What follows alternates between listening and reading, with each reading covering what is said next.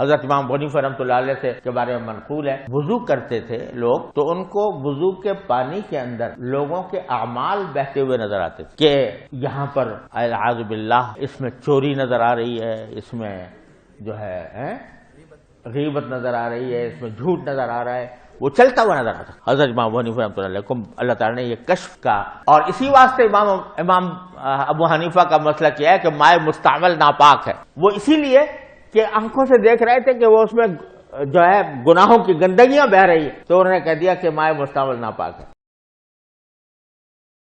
اگر تم نیکی کرتے ہو ظاہر کر کے یا پوشیدہ کر کے، او تعفو عن سوء، یا درگزر کرتے ہو کسی کی برائی سے، کسی کو معاف کر دیتے ہو، فإن اللہ کان عفوا قدیرا، تو دیکھو اللہ تعالیٰ بھی تو ڈھیل دینے والا ہے، قدرت والا ہے، قدرت کے باوجود اللہ بھی تو اپنے بندوں کو ڈھیل دیتا ہے، معاف کر دیتا ہے۔ تو اگر تم معافی کی روش اختیار کرتے ہو تو اللہ کے علم میں ہے، یقیناً تمہیں جزا ملے گی۔ اور وہ سورہ الشورى کے اندر پارہ نمبر 25 میں یہ آیت مبارکہ موجود ہے، وَجَزَاءُ سَيِّئَةٍ سَيِّئَةٌ مِثْلُهَا، اور برائی کا بدلہ اسی کے لیول کی برائی ہے، فَمَنْ عَفَا، اور جو کوئی معاف کرے، وَأَصْلَحَ، اور اصلاح کر لے، فَأَجْرُهُ عَلَى اللَّهِ، تو اس کا اجر اللہ کے حضور پکا ہو گیا، إِنَّهُ لَا يُحِبُّ الظَّالِمِينَ، اللہ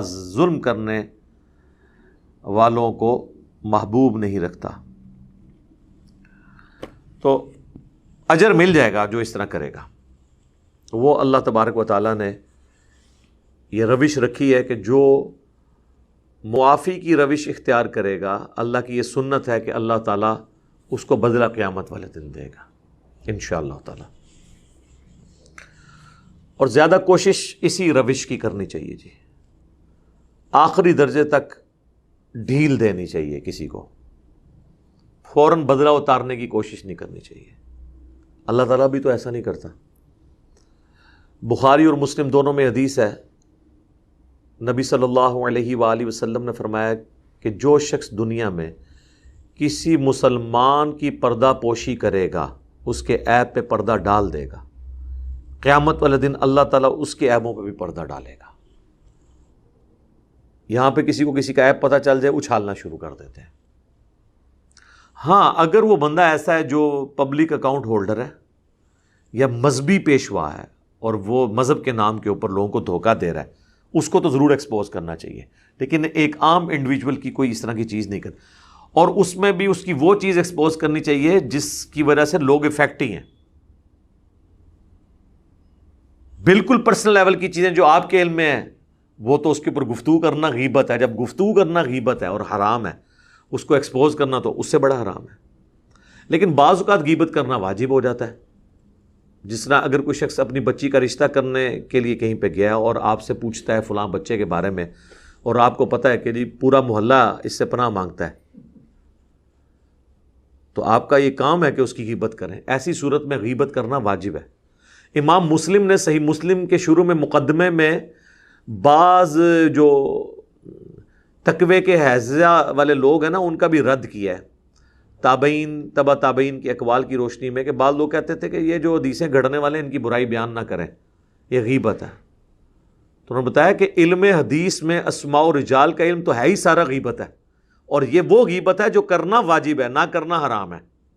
یعنی جب تک آپ جھوٹے راویوں کا نہیں بتائیں گے یہ کذاب ہے، اس کا حافظہ خراب ہو گیا تھا، تو وہ جو رسول اللہ کے ریفرنس سے باتیں بیان کر رہا ہے وہ تو پھر خود ہی بنا کے بیان کرے گا، پھر آپ اس کے نام پہ دین کا جنازہ نکالنا شروع کر دیں گے۔ تو اسماء و رجال کا پورا علم، راویوں کو پرکھنے کا پورا علم، یہ غیبت کے اوپر ہی تو کھڑا ہے، اور مرے ہوئے بندوں کی غیبت ہے۔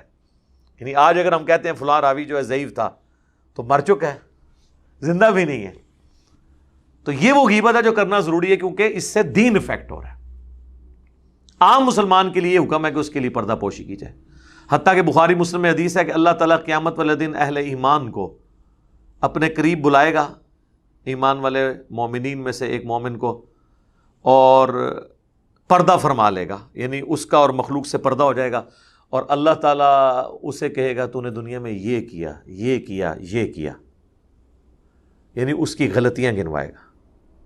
اور وہ گمان کرے گا کہ لو جی مارا گیا میں، پھر اللہ تعالیٰ فرمائے گا کہ میں نے دنیا میں بھی تیرے گناہوں پہ پردہ رکھا تھا، اب بھی پردہ رکھوں گا۔ لیکن اس میں الفاظ ہے مومن۔ مومن کا مطلب یہ ہے کہ وہ واقعی دین پہ چلنے والا ہوگا۔ کوئی شخص 100% پرفیکٹ نہیں ہو سکتا، تو اکاؤنٹیبلٹی اس کی بھی ہو جائے گی کہ یار اگرچہ تیرے نیکیاں گناہوں پہ بھاری ہیں لیکن یہ کام تو نے دنیا میں کیے تھے، تو اللہ تعالیٰ وہ گنوا کے نا بیسیکلی بتائے گا کہ دیکھ میں اگر پکڑنا چاہتا تو اس بات پہ پکڑ سکتا تھا لیکن درگزر کیا، معاف کر دیا۔ تو معافی کی روش اللہ تعالیٰ اڈاپٹ کرنے والا ہے اور اسی کی ترغیب دلاتا ہے۔ اب مجھے بتائیں، جو اللہ ان کوالٹیز کا مالک ہے اس کے بارے میں کوئی یہ گمان کر سکتا ہے کہ وہ اللہ کسی عام انسان کو وضو کرتے ہوئے اس کے گناہ دھلتے ہوئے دکھا دے؟ جی، فضائل اعمال میں لکھا ہوا ہے کہ امام حنیفہ رحمۃ اللہ علیہ کے سامنے جو بندہ وضو کرتا تھا نا، تو وضو کرنے سے جو گناہ دھلتے ہیں نا وہ ان کو نظر آ جاتے تھے کہ اس نے فلاں برائی کی، اس نے زنا کیا، اس نے یہ کیا، اس نے وہ کیا، تو گناہ دھلتے ہوئے نظر آتے تھے۔ حضرت امام حنیفہ رحمۃ اللہ علیہ سے کے بارے میں منقول ہے، وضو کرتے تھے لوگ تو ان کو وضو کے پانی کے اندر لوگوں کے اعمال بہتے ہوئے نظر آتے تھے، کہ یہاں پر اعوذ باللہ اس میں چوری نظر آ رہی ہے، اس میں جو ہے غیبت نظر آ رہی ہے، اس میں جھوٹ نظر آ رہا ہے، وہ چلتا ہوا نظر آتا۔ حضرت امام حنیفہ رحمۃ اللہ علیہ کو اللہ تعالیٰ نے یہ کشف کا، اور اسی واسطے امام ابو حنیفہ کا مسئلہ کیا ہے کہ مائع مستعمل ناپاک ہے، وہ اسی لیے کہ آنکھوں سے دیکھ رہے تھے کہ وہ اس میں جو ہے گناہوں کی گندگیاں بہ رہی ہے، تو انہوں نے کہہ دیا کہ مائع مستعمل ناپاک ہے۔ یہ گناہ دھلتے ہوئے تو صحابہ کو نظر نہیں آئے۔ اور دوسری بات، یہ ٹیکنیکلی غلط ہے، وضو کرنے سے تو زنا معاف ہی نہیں ہوتا، وضو کرنے سے صرف چھوٹے گناہ معاف ہوتے ہیں، بڑے گناہ تو توبہ سے معاف ہوتے ہیں۔ وضو کرنا یا دنیا کی بڑے سے بڑی بھی کوئی نیکی گناہ کبیرہ سے تو معافی کا نہیں ہوتا۔ بخاری مسلم دونوں میں حدیث ہے کہ اگر بڑے بڑے گناہوں سے بچا جائے تو ایک نماز سے دوسری نماز، ایک رمضان سے دوسرا رمضان اور ایک جمعے سے دوسرا جمعہ درمیان کے گناہوں کا کفارہ ہے۔ اگر بڑے گناہوں سے بچا جائے تو نماز چھوڑنا تو خود سب سے بڑا گناہ ہے اس روئے ارض کا۔ یہ نہیں ہو سکتا کوئی شخص ایک جمعہ پڑھے ادھر سے اگلا جمعہ پڑھے بیچ والی ساری نمازاں معاف، نہیں۔ حضور نے فرمایا اگر بڑے گناہوں سے بچا جائے تو نماز چھوڑنے سے بڑا گناہ ہی کوئی نہیں ہے۔ لہٰذا درمیان کے گناہ کبھی بھی معاف نہیں ہوں گے جب تک انسان فرائض کے اوپر پابندی اختیار نہیں کرتا اور حرام سے نہیں بچتا۔ نیکیوں سے صرف چھوٹے گناہ معاف ہوتے ہیں۔ پھر صحیح مسلم میں حدیث ہے، نبی علیہ السلام نے فرمایا میں نے ارادہ کیا کہ میں عذاب قبر تمہیں سنوا دوں اللہ سے دعا کر کے، لیکن مجھے خدشہ ہوا کہ تم اپنے مردوں کو دفنانا چھوڑ دو گے۔ تو صحابہ کرام کو تو عذاب قبر دیکھنا تو دور کی بات، سنوایا بھی نہیں گیا۔ تو بعد کے لوگ کہتے ہیں ہم قبروں کے حال بھی دیکھ لیتے ہیں، کہانیاں۔ بخاری مسلم دونوں میں حدیث ہے، نبی علیہ السلام ایک جگہ سے گزرے اور پھر رک گئے۔ صحابہ نے کہا کیوں رکے؟ فرمایا ان دو قبر والوں کو عذاب ہو رہا ہے، ایک پیشاب کی چھینٹوں سے نہیں بچتا تھا، دوسرا چگلی کھاتا تھا۔ پھر حضور نے ایک ٹہنی توڑ کے اس کے دو ٹکڑے کر کے دونوں قبروں پہ لگائے اور فرمایا جب تک ہری رہیں گی ان کے عذاب میں تخفیف ہوگی۔ صحابہ کو نہیں عذاب قبر نظر آیا۔ بخاری مسلم دونوں میں حدیث ہے، حضور کا ایک مدعم نامی غلام تھا جو آپ کا سفر میں سواری کا کجاوا کستا تھا۔ خیبر کے موقع پر ایک نامعلوم تیر اسے لگا اور وہ شہید ہو گیا، اور بخاری مسلم کے الفاظ ہیں، صحابہ نے کہا کہ اسے شہادت مبارک ہو۔ شہادت مبارک کس کو کہہ رہے تھے؟ صحابی وہ۔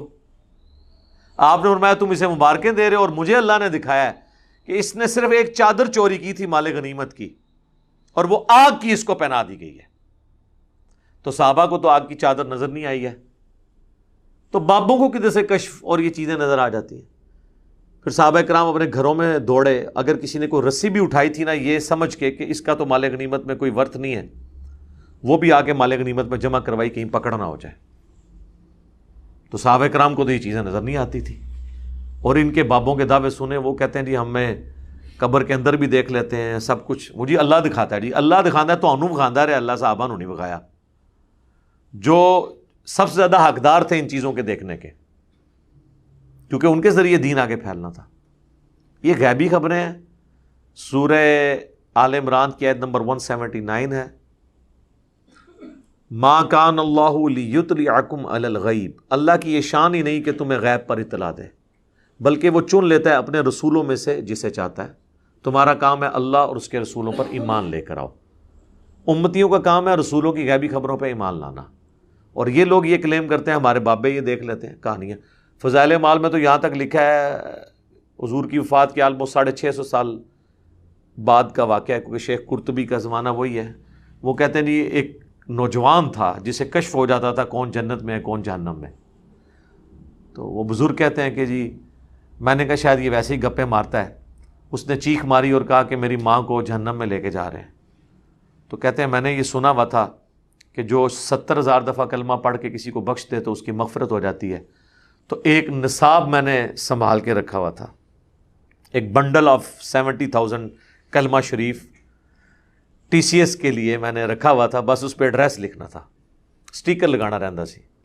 میں فوراً سٹیکر لایا، یعنی میں نے دل میں اس کو اصال ثواب کر دیا، اور کہتے ہیں تھوڑی دیر بعد وہ خوش ہو گیا اور کہنے لگا کہ میری ماں کو بخش دیا گیا۔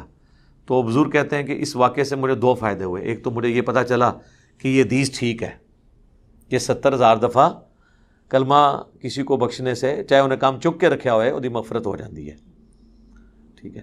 اور دوسرا اس کے کشف کی بھی تصدیق ہو گئی کہ واقعی مطلب وہ ٹھیک بول رہا تھا پہلے۔ یار یہ کشف کی تصدیق تو تب ہوگی جب آپ بھی دیکھ رہے ہوں۔ جو مرضی کو بولتا رہے، اس کے دماغ میں بھی شیطان نے ایک وسوسہ ڈالا، اس کے دماغ میں بھی شیطان نے ایک وسوسہ ڈالا، کو انسائڈ کر گیا اور ایک سارے کا سارا معاملہ ہو گیا۔ تو کہانیاں بنائی ہوئی ہیں۔ ابھی یہ پچھلے دنوں اقرار الحسن صاحب نے ایک پروگرام کیا نا، اس میں وہ ایک سید بنا ہوا ہے اور وہ گرم کر کے نا وہ درانتی سی وہ اپنی زبان پہ رکھتا ہے، کہتا ہے اصلی سید کی نشانی ہے کہ وہ رکھتا ہے۔ وہ آپ تے گرم کر کے رکھ سکتا ہے، اسی گرم کر کے رکھی نا ہاں تو پھر کوئی سید نہیں بچنا۔ ٹھیک ہے، اندازہ کرو یار اس طریقے سے ہوتا ہے۔ اصلی سید تو وہ جو رسول اللہ کے ساتھ اٹیچ ہے نا۔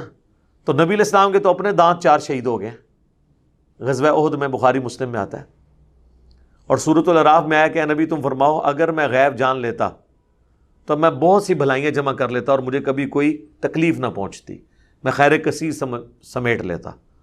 ظاہر جس کو مستقبل کا پتہ چل جائے کہ میرے ساتھ یہ ہونے والا ہے وہ تو پہلے ہی پلان کر سکتا ہے۔ تو یہ خام خواہ انہوں نے چیزیں بنائی ہوئی ہیں۔ باقی مجھے ضمناً یاد آ گیا کیونکہ وہ مولانا تقی عثمانی صاحب جو ہے وہ، اب اندازہ کریں یہ لوگ علماء کو پڑھا کے فارغ کرتے ہیں نا، تو آخر میں اپنی مہر کیا لگا رہے ہیں یہ باتیں، وہ آخری درس حدیث ہو رہا ہوتا ہے اور اس میں یہ سنا رہے ہیں کہ جی امام حنیفہ کو گناہ دھلتے ہوئے نظر آ جاتے تھے۔ حضرت امام حنیفہ رحمۃ اللہ علیہ سے کے بارے میں منقول ہے، وضو کرتے تھے لوگ تو ان کو وضو کے پانی کے اندر لوگوں کے اعمال بہتے ہوئے نظر آتے تھے، کہ یہاں پر اعوذ باللہ اس میں چوری نظر آ رہی ہے، اس میں جو ہے غیبت نظر آ رہی ہے، اس میں جھوٹ نظر آ رہا ہے، وہ چلتا ہوا نظر آتا۔ حضرت امام حنیفہ رحمۃ اللہ علیہ کو اللہ تعالیٰ نے یہ کشف کا، اور اسی واسطے امام ابو حنیفہ کا مسئلہ کیا ہے کہ مائع مستعمل ناپاک ہے۔ وہ اسی لیے کہ آنکھوں سے دیکھ رہے تھے کہ وہ اس میں جو ہے گناہوں کی گندگیاں بہ رہی ہے، تو انہوں نے کہہ دیا کہ مائع مستعمل ناپاک ہے۔ اب مجھے بتائیں جس مولوی کو درس نظامی کے کورس میں اینڈ پہ مفتی اعظم پاکستان یہ کہانی کرا کے رخصت کریں گے، انہیں آگے جا کے وڈیاں کہانیاں کرانی ہیں نا، کوئی قرآن بیان کرو کوئی حدیث بیان کرو، کہانیاں کرا کے تو آگے۔ اللہ نے ہمارے اکابرین کو ایسا بنایا تھا، نالے بھی کہتے ہیں اللہ تبارک و تعالیٰ نے ہمارے اکابر کو ایسا بنایا تھا۔ ہمیں پتہ چل گیا جی اکابرین کو کیسا بنایا تھا۔ ایک اکابر کی تو ویڈیو لیک ہوئی ہے نا، مفتی عزیز صاحب کی،